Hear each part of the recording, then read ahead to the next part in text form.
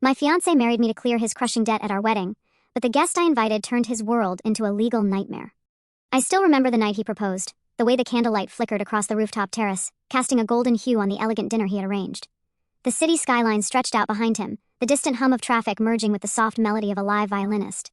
It felt surreal, like a scene from a romance movie. "Marry me," he had said, his voice steady yet laced with what I had mistaken for nervous anticipation. His hands, warm and confident, held mine as he slipped a sparkling ring onto my finger. I should have noticed the signs even then, the way he glanced around, almost as if making sure we had an audience, the urgency in his proposal, as though waiting another month, another week, was out of the question. But love, as they say, has a way of painting over cracks, making flaws appear as charming quirks. I had said yes without hesitation. The weeks that followed were filled with nothing but bliss. Wedding planning, cake tastings, floral arrangements. It all blended together in a whirlwind of excitement. Friends and family gushed over how lucky I was to have found someone as charming, as devoted, as utterly perfect as him, and I had believed them. Looking back, I realize now how expertly he had played his role. He was attentive, remembering every little detail I mentioned in passing. He knew my coffee order by heart, surprised me with handwritten notes, and always seemed to be exactly what I needed. Supportive when I was stressed, affectionate when I was feeling distant. But there were moments, fleeting as they were, where doubt crept in. Like the time he had taken an urgent phone call and stepped away so quickly I barely caught the shift in his expression. Or the time I had suggested a prenuptial agreement, a mere formality, and his response had been far from what I had expected. "A prenup?" He had laughed, but there was something tight about his smile. "You think I'm marrying you for your assets?" It had been a joke, of course, or so I had thought. I had brushed it off, convinced myself that love didn't require such things. After all, we were a team. Two people stepping into a future together. But love shouldn't come with secrets. The first real crack in the illusion appeared at an upscale charity gala we attended together. It was a dazzling event filled with business tycoons, socialites, and investors discussing opportunities that stretched across continents. I had stepped away to greet an acquaintance when I overheard a snippet of a hushed conversation. "He's in deep. If he doesn't find a way to settle soon, it's over." I turned just enough to see my fiancé's face, tension carved into every feature. He wasn't the one speaking, but he was listening, nodding stiffly as an older man patted his shoulder in a way that felt more like a warning than reassurance. That night, he was different, distracted, restless. He barely touched his drink, his fingers tapping against the table as though his mind was elsewhere. "What's wrong?" I had asked, but his smile was back in place before I could press further. "Just work things," he had said, kissing my temple. "Nothing to worry about." And I had let it go. Weeks passed, and the wedding countdown ticked closer. Every little doubt I had buried beneath excitement, beneath love, began to resurface. He had always been ambitious, yes, but suddenly his interest in our financial matters had grown more specific. "How much is your trust fund worth again? You never told me who manages your accounts. Do you think merging our finances after marriage would be easier?" It was subtle at first, wrapped in innocent curiosity, but each time there was a weight behind his words, a carefully hidden urgency. And then there were the moments where I would catch him lost in thought, staring at his phone for long stretches, typing out messages before deleting them entirely. One evening, he had excused himself abruptly from a dinner with my parents, stepping outside to take a call. He had left his phone on the table, the screen lighting up with a message I wasn't meant to see. "I need more time. I'll have access to everything soon." My stomach had tightened, my mind racing through possibilities. Who was he talking to, and what exactly was he gaining access to? I had meant to ask him, but I couldn't, not without proof, not without knowing for sure. So I had done the one thing I never thought I'd have to do in a relationship built on trust. I started looking for answers myself. One evening, while he was in the shower, I sat on the couch in his apartment, absently scrolling through emails on my phone. That's when his laptop screen flickered to life, a notification popping up in the corner, finalizing the plan. "Her assets will be yours soon." My breath caught in my throat, my fingers hovered over the keyboard. I shouldn't, should I? I clicked. The email opened, revealing an entire conversation spanning weeks. My fiancé had been working with a lawyer, crafting a way to legally bind my assets to him the moment we were married, a carefully structured agreement that would ensure my inheritance, my investments, and every account in my name would be easily accessible to him. The words blurred together as I scrolled, and then there was another name, a man I didn't recognize. The email thread continued, detailing how my fiancé had borrowed money from an investor in New York, a large sum, promising huge returns. But he had failed. The deal had collapsed, and now he was being pursued for the debt he had no way of repaying, unless he married into wealth, unless he married me. I sat frozen, my pulse pounding in my ears. The world around me felt suddenly different, like I had stepped into a reality where everything I believed was a carefully crafted lie. I thought of every moment, every conversation, every smile he had ever given me. Had any of it been real, or had I simply been a means to an end, a tool to clear his financial ruin? Anger rose, sharp and undeniable, but beneath it, something else emerged, resolve. I could have confronted him then and there. I could have screamed, demanded explanations, watched as he fumbled for excuses. But that would be too easy. He had played a game, now it was my turn, and I was going to make sure he never saw it coming. I didn't move. I didn't breathe. The email's words were burned into my mind, each sentence confirming what my instincts had been whispering for weeks. My fiancé was orchestrating a calculated deception, one designed to strip me of everything the moment we exchanged vows. And worse, he wasn't just manipulating me, he was doing it out of sheer desperation. A man from New York, a name unfamiliar yet ominous, was closing in on him. A man who had invested in him, believing in his false promises of success, only to be left chasing a shadow. My fiancé had taken the money, failed spectacularly, and now he was scrambling for an escape. That escape was me. A hollow laugh built in my chest, but I swallowed it down. This wasn't the time for emotion, this was the time for strategy. I reached for my phone, quickly taking screenshots of the emails and forwarding them to myself. If he was willing to deceive me this thoroughly, I needed every ounce of leverage I could gather. My hands trembled slightly as I locked his laptop and placed it back exactly as I had found it. He couldn't know I had seen anything. Not yet. The sound of water stopped. I straightened immediately, forcing my breath to even out as I moved back to the couch, pretending to scroll through social media as if my entire world hadn't just shifted. A moment later, he emerged from the bathroom, a towel draped over his shoulders, his usual easy smile in place. "Missed me?" he teased, leaning down to press a kiss to my temple. I looked up, my own smile automatic, rehearsed, flawless. Always a game of pretend. The next few days passed in excruciating slow motion. I went through the motions, finalizing wedding plans, trying on my dress, attending tastings and fittings, all while carrying the weight of a secret that threatened to crush me. He was none the wiser. If anything, he seemed more relaxed than ever, likely believing that his future was secured. But every conversation, every lingering touch, every whispered, "I love you," now felt like an elaborate act, a performance meant to ensure his payday. I started watching him differently, not as my fiancé, not as the man I once loved, but as an opponent in a high-stakes game.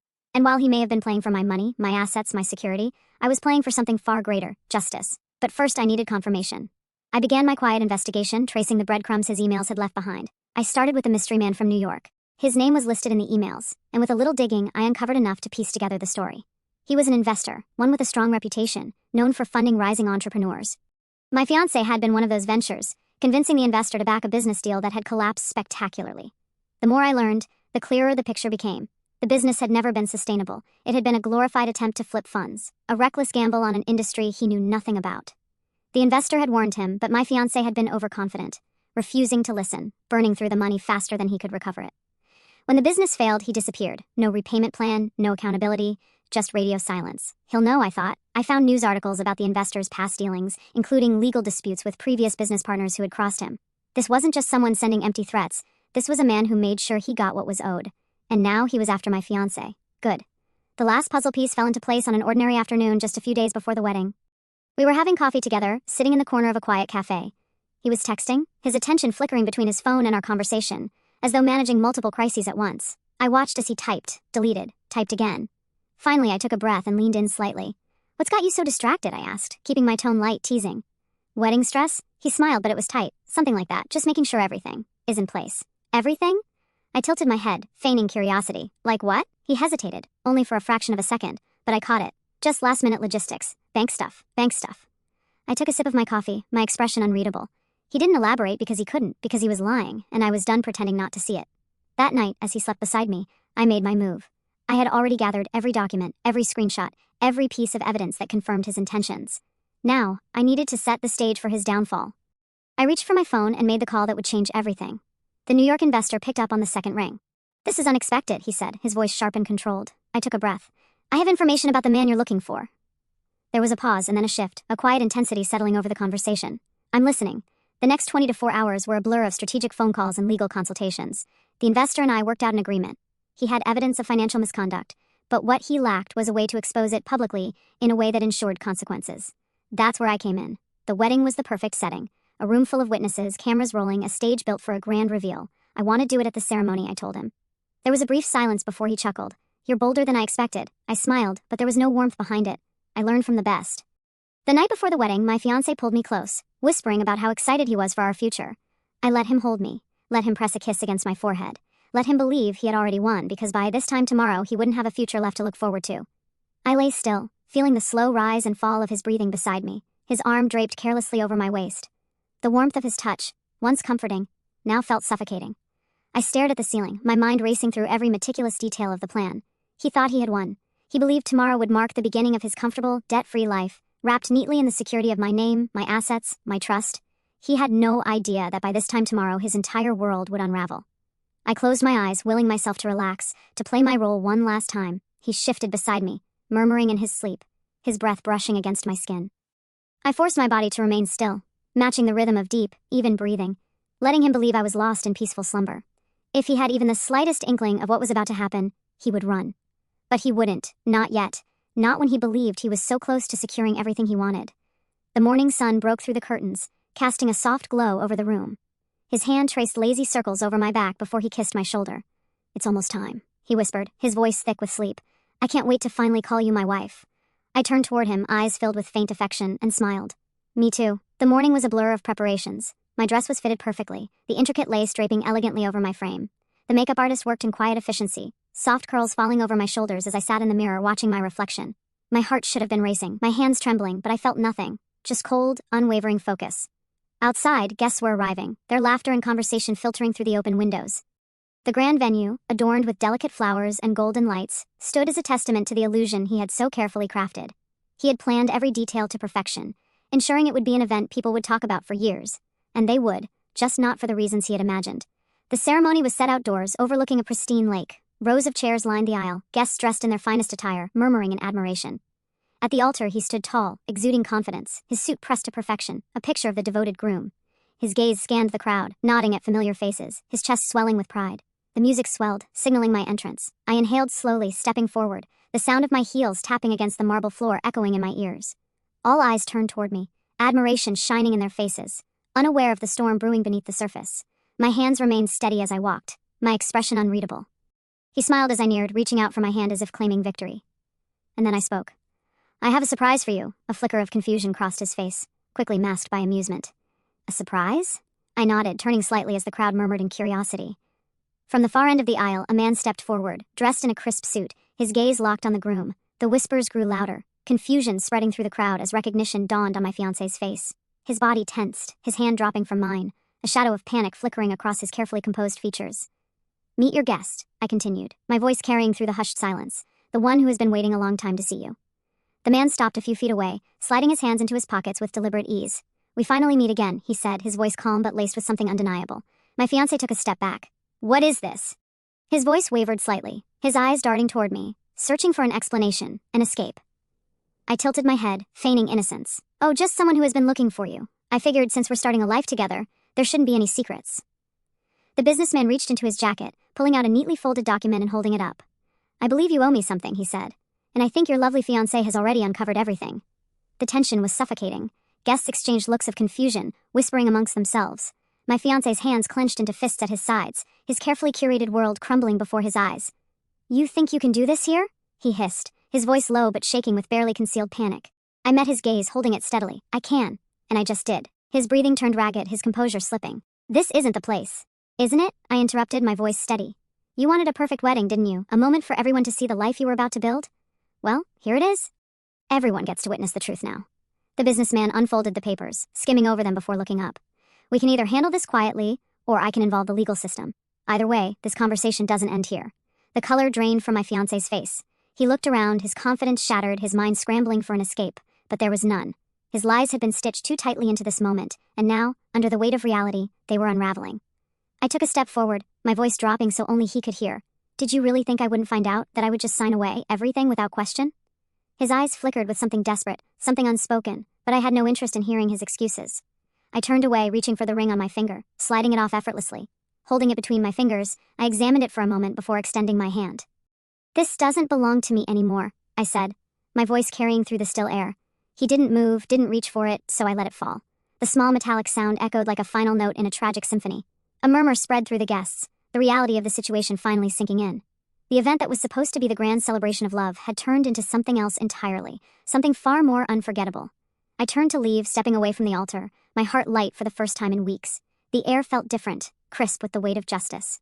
I walked past the rows of stunned guests, past the flowers and golden lights that no longer held any meaning, and as I reached the doors leading away from the spectacle, I glanced back one last time. He stood frozen, surrounded by everything he had built on lies, watching as it collapsed around him.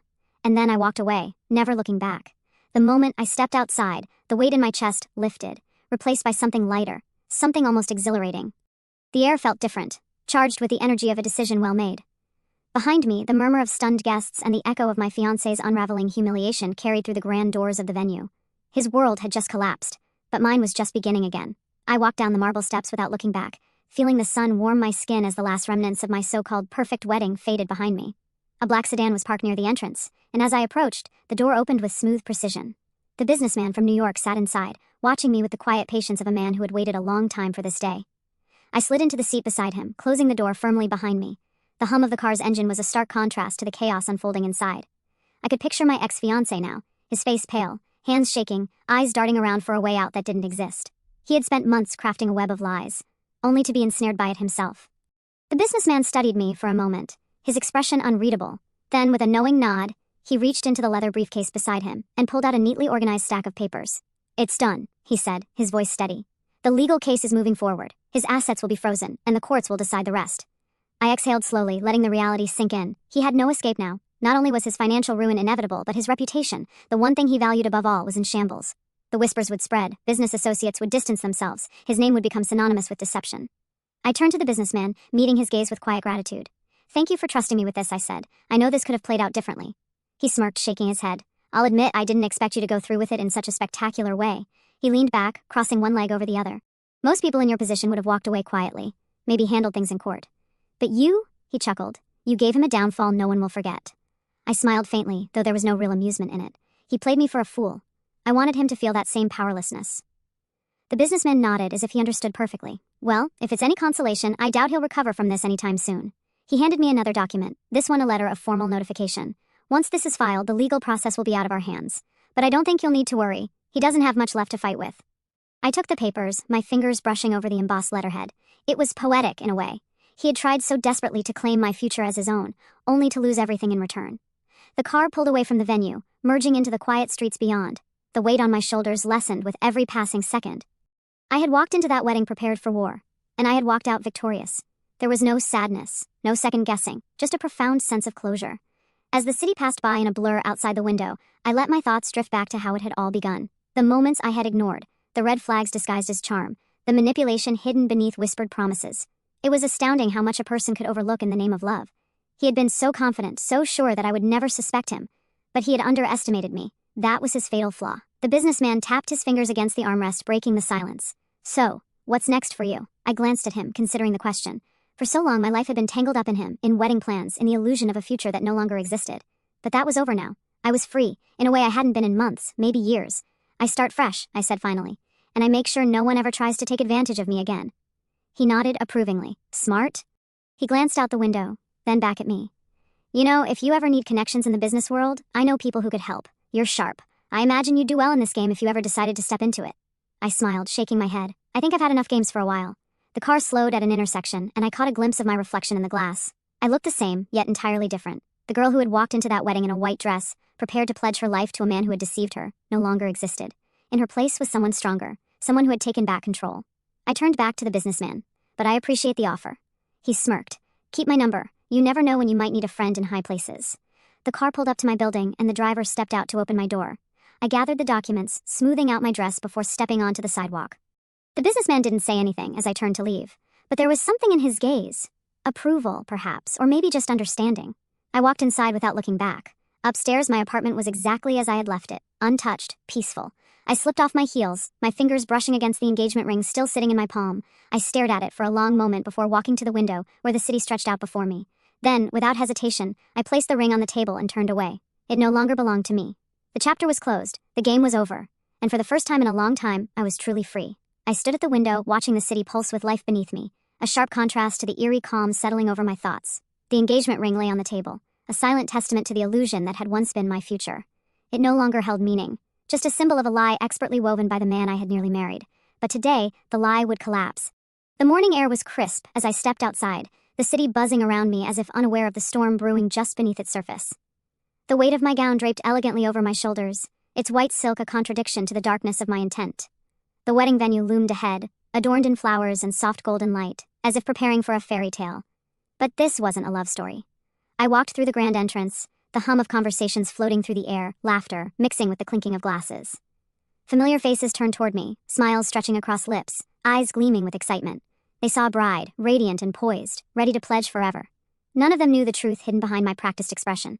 At the altar, he stood tall, his suit pressed to perfection, a confident smile playing on his lips. He thought he had won. He believed he had played me so well that I was walking toward him willingly, unaware of his deception. He was about to learn how wrong he was. The music swelled, filling the space with an almost cinematic grandeur as I moved forward.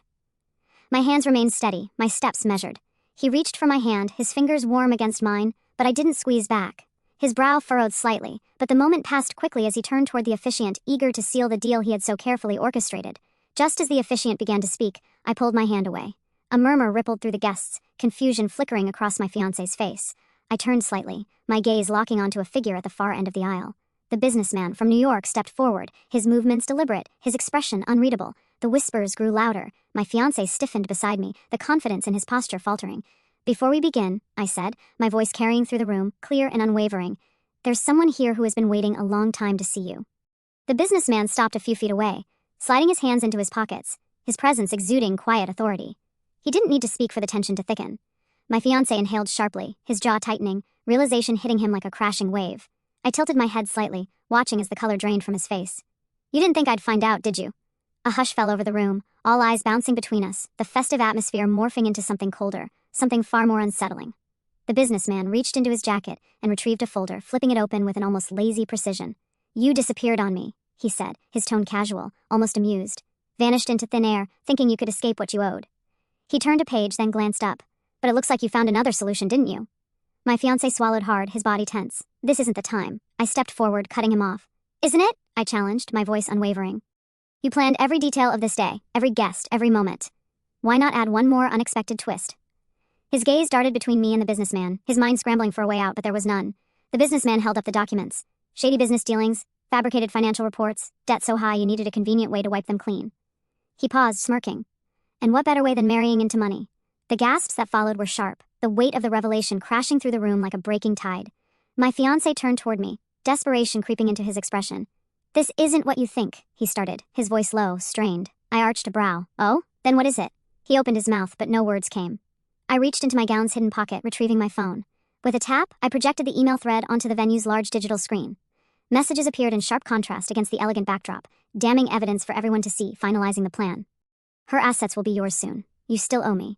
Don't think I've forgotten. Pay up soon or things get messy. 1 year of marriage and I'll be free. Then I can leave and keep everything." The crowd's reaction was instant. Gasps, murmurs, heads shaking in disbelief. His family looked horrified, guests exchanged looks of shock, and his business associates leaned in, whispering among themselves. His mask shattered, his carefully constructed world unraveled before his eyes, and I watched as panic settled into every inch of his frame. "You did this," he hissed, stepping closer, his voice barely audible beneath the rising tension in the room. I tilted my head, amusement flickering in my gaze. "No," I corrected, my voice smooth, calm. "You did this. I just made sure everyone saw it." The businessman took a step forward, holding out a separate document. "This," he said, waving the paper, "is a legal notice. We're moving forward with a case. Your accounts will be frozen, your assets under scrutiny." He smirked. "I imagine this isn't quite the wedding gift you were expecting."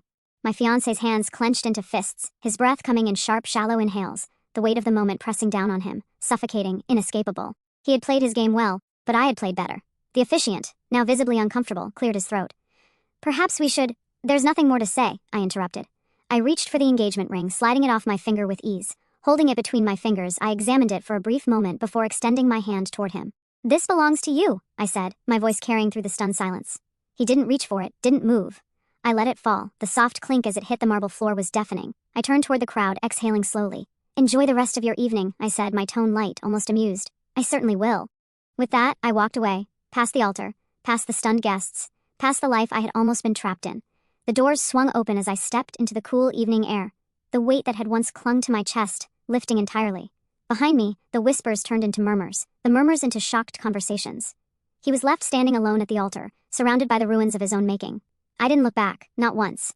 I stepped outside, the cool evening air wrapping around me like a long-awaited embrace. The weight that had pressed against my chest for weeks had lifted, replaced by a steady calmness I hadn't felt in a long time.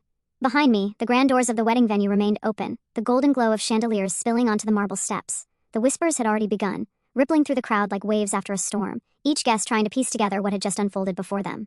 I took a deep breath, feeling the tension in my shoulders dissolve. It was over. The illusion had shattered, and with it, so had his carefully constructed world. But I wasn't done yet. The businessman stepped beside me, adjusting his cuffs as he watched the scene inside. "I have to admit," he said, his voice etched with amusement, "you have a flair for the dramatic."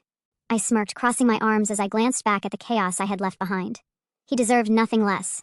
Inside, my ex-fiancé still stood near the altar, frozen in place. His eyes darted between his family, his business associates, and the guests, desperately trying to salvage whatever dignity remained. But there was none. The moment the emails had flashed across the venue screens, the whispers had turned to gasps. And those gasps had become murmurs of disbelief. His parents were the first to react. His mother, once so enamored with the idea of me joining their family, now looked at him with open disappointment. His father stood rigid, jaw clenched, exchanging quiet but sharp words with him, his disapproval evident even from where I stood. His friends, the ones who had always laughed at his charm and wit, had shifted uncomfortably in their seats, some already turning away, pretending they hadn't been part of the spectacle at all. But it was the investors, his business associates, who truly sealed his fate. They weren't whispering, they weren't murmuring. They were watching him with the kind of quiet intensity that sent chills down a person's spine, the kind that meant the calculations had already begun, the numbers running in their heads. He had spent years convincing them that he was a man of strategy, of intelligence, of careful planning. Now they had seen the truth for themselves. He wasn't strategic, he wasn't careful, he was reckless. And no one invested in recklessness. I saw the exact moment it hit him. His breathing quickened, his hands twitched, his mind scrambling for an exit, for something, anything to salvage the situation, but there was nothing left to hold on to. The weight of his actions had collapsed in on itself, leaving him standing in the wreckage. I almost felt sorry for him. Almost. He turned then, eyes scanning the room, searching for me. A flicker of something desperate crossed his expression. I held my ground, my hands steady at my sides as he stepped forward, as if to close the space between us, to fix what had already been broken beyond repair. He opened his mouth, but before he could say anything, the businessman beside me spoke, his voice cutting through the thick silence. Whatever you're about to say, I wouldn't waste your breath. My ex-fiancé froze, his gaze snapping to the man who had, up until now, been a ghost from his past. The businessman smirked slightly, his posture relaxed but his presence imposing. I think we've heard enough from you for one night, don't you? My ex-fiancé's hands clenched into fists. This isn't your business. It became my business the moment you took my money and ran, the businessman interrupted smoothly, his voice calm, measured. But I have to give you credit. The wedding con was a creative touch. Too bad you didn't count on her being smarter than you. The words hit like a slap, the final nail in the coffin of his already shattered pride. The guests, now silent, waited for his response. But none came. What could he say? That he hadn't meant for this to happen? That he had been caught off guard? There were no explanations left, no justifications strong enough to erase what had been exposed tonight. For the first time, he truly looked cornered. The businessman glanced at me. Well, I think that about covers everything, doesn't it? I nodded, a small smile tugging at my lips. I'd say so. Without another word, he turned and walked away, leaving my ex-fiancé standing alone in the center of the room, surrounded by people who now knew exactly who he was. I took a step forward, closing the remaining distance between us, my voice low enough that only he could hear. Did you really think I wouldn't find out? His jaw tightened, his eyes burning with a mix of emotions, anger, regret, humiliation. But there was no apology in them, just frustration that he had lost. I tilted my head slightly. Enjoy the rest of your evening, I said softly, my tone laced with finality, and then I walked away. I could feel his gaze burning into my back, could hear the rustling of movement behind me as guests murmured amongst themselves. But I didn't turn around. I didn't need to. The damage was done. As I stepped out into the night once more, the cool breeze washing over me, I finally allowed myself to exhale. The tension, the uncertainty, the weight of the betrayal, it all melted away. This was closure. This was justice. The businessman, waiting by his car, gave me a nod of approval. You handled that well, I smirked. I had a good teacher. He chuckled, opening the door to his car. Something tells me you won't be needing my lessons anymore. I watched as he drove off, the taillights disappearing into the distance. The city stretched out before me, alive with possibilities, untethered from the past that had once held me captive. I reached into my pocket, my fingers brushing against the engagement ring one last time before I slipped it onto the ledge of a nearby fountain. It caught the light for a brief moment before vanishing beneath the water's surface, lost to the city, to time, to the memories that no longer had a hold on me. And as I walked away, leaving it all behind, I knew one thing for certain: this was only the beginning. The sound of the fountain's gentle trickle faded behind me as I walked away, my steps lighter than they had been in months. The engagement ring was gone, lost beneath the rippling water, along with every illusion I had once clung to. There was nothing left tying me to him, except the final piece of the plan I had set in motion, the legal case. The businessman had already left, but his presence still lingered in the back of my mind. His calm confidence, his understanding nod, the satisfaction in his smirk when he saw my ex-fiancé's downfall play out in front of everyone. I had done something no lawsuit alone could have accomplished. I had exposed him publicly, irrefutably. Now the world knew exactly who he was, and that knowledge was far more damaging than any legal document could ever be. But this wasn't over. I reached into my clutch, pulling out my phone as I made my way toward the waiting car. A few missed calls blinked on the screen, most from numbers I recognized. Former friends, distant relatives, people who had been at the wedding and were now desperate for details. I ignored them. There was only one call I needed to make. I scrolled through my contacts until I found the number the businessman had given me earlier, the attorney handling the case. I pressed the call button and lifted the phone to my ear. It rang twice before a smooth, professional voice answered. Miss Carter, I was expecting your call. I slid into the back seat of the car, exhaling slowly. I assume everything is in place? It is, he replied. The lawsuit has been formally filed as of an hour ago. Your ex-fiancé's financial records will be frozen pending investigation. There's already been movement. One of his business partners pulled out of a pending deal upon hearing the news. I let my head rest against the seat, staring out at the city lights as they blurred past the window. He had built his entire life on charm, on trust, on the belief that people wouldn't dig too deep. But now, the people he had counted on were turning away, one by one. What about his personal accounts, I asked. The attorney hesitated. Those will be audited as well, but given that a significant portion of his assets were tied up in investments, the damage has already been done. If he was hoping to use your financial resources as a safety net, well, that option is no longer available. A faint smile tugged at my lips. Good. I should warn you, the attorney continued, his tone shifting slightly. He's not going to go down quietly. He'll fight this. I closed my eyes, considering the words. Of course he would fight. He wasn't the type to accept defeat, even when it was staring him in the face. He would scramble, make calls, try to salvage whatever reputation he could still cling to. But it wouldn't matter. The damage was irreversible. Let him, I said finally. The more he fights, the more attention he brings to himself. And the more attention he gets, the faster his empire collapses. There was a brief pause on the other end, then a quiet chuckle. Remind me never to end up on your bad side, Miss Carter. I smirked, noted. The call ended, and I let the phone rest in my lap. Outside, the car continued weaving through the streets, carrying me further away from the wreckage I had left behind. I imagined him now, back at the venue, his hands gripping his phone, his mind racing through possible escape routes. But there were none. The lawsuits would drag him through months, maybe years, of financial turmoil. His investors had already started pulling out, and once word spread, any remaining business ties he had would vanish. He would be left with nothing but the consequences of his own choices. I didn't need to watch it happen. I had done what I needed to do, and I was free. The car slowed as we reached my apartment building. I stepped out, my heels clicking softly against the pavement. The doorman nodded in greeting, holding the door open as I walked inside. Everything was exactly as I had left it. Untouched, quiet mind, I made my way up to my floor, slipping off my shoes as I stepped into my living room. The city stretched out beyond the floor-to-ceiling windows, vast and endless. It was strange how different the world looked when you no longer carried the weight of someone else's deception. My phone buzzed again. Another call. I glanced down. His name flashed across the screen. For a moment, I simply stared at it, at the name that had once meant so much, at the person I had nearly given my future to. Then I let it ring. Eventually, it stopped, replaced by a voicemail notification. I didn't listen to it. I didn't need to. I already knew what it would say. Excuses, explanations, desperate attempts to rewrite history. But history had already been written, and I had no interest in revising it. I placed the phone face down on the table, exhaling slowly. The game was over, and I had won. I stared at my phone, his name still lingering on the screen long after it had stopped ringing. The voicemail sat unopened, a silent plea from the man who had once convinced me that our future was built on love. But love had never been part of his plan. Only deception, only strategy. Now the very foundation he had tried to manipulate had crumbled beneath him, and he was reaching for anything to stop the inevitable fall. I wasn't going to catch him. The city outside my window stretched endlessly into the night, the distant hum of life moving forward, uncaring of the spectacle that had just played out. I let the thought settle over me. How insignificant he had now become in the grand scheme of things. His calls, his excuses, his regret, if there even was any, no longer mattered. With a quiet exhale, I reached for my phone, deleted the voicemail without listening to it, and blocked his number. There was nothing left for him to say that I needed to hear. I turned away from the window, letting the silence of my apartment wrap around me. It was strange, this quiet. For so long, my mind had been a storm, filled with suspicion, heartbreak, anger, and strategy. Now there was only stillness. Not emptiness, not loss, just the space to breathe again. The next morning, the world had already moved on. I stepped into a cafe near my apartment, the scent of fresh coffee curling through the air as I waited in line. A couple stood ahead of me, laughing softly, hands intertwined, lost in their own world. I watched them for a moment, not with bitterness, but with a quiet understanding. Once I had believed in a love like that. Now I simply knew better. The barista handed me my coffee, and as I turned, I caught a glimpse of a familiar face on one of the cafe's mounted televisions. A news segment played, the headline running in bold letters across the screen: "Businessman faces legal trouble following public financial exposure at wedding event." I took a sip of my coffee, allowing the warmth to spread through me as I watched the screen. There he was, my ex-fiancé, his image frozen mid-stride as reporters crowded around him outside a courthouse. His jaw was clenched, his posture stiff, every ounce of his once effortless charm now strained beneath the weight of scrutiny. A news anchor spoke over the footage, summarizing the case that had erupted in the aftermath of the wedding. Investors had begun pulling out, partnerships were dissolving, and legal battles were now imminent. His carefully built empire, built on charm, lies, and borrowed time, was collapsing faster than he could salvage it. I wondered how it felt to have the world see him for who he truly was.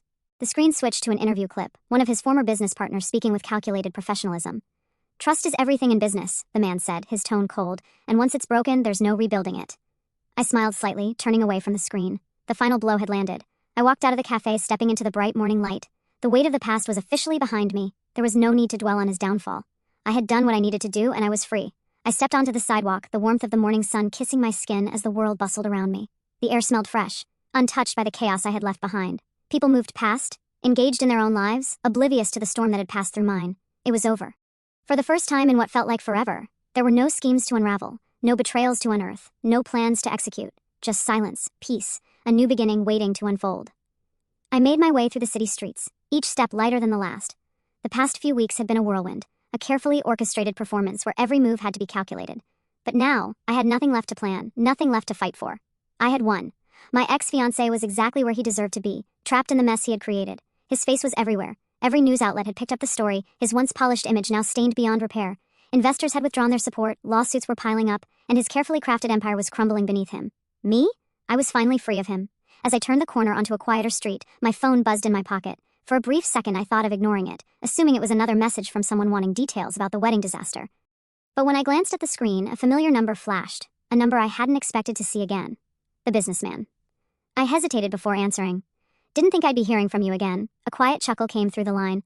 I wanted to make sure you saw the news.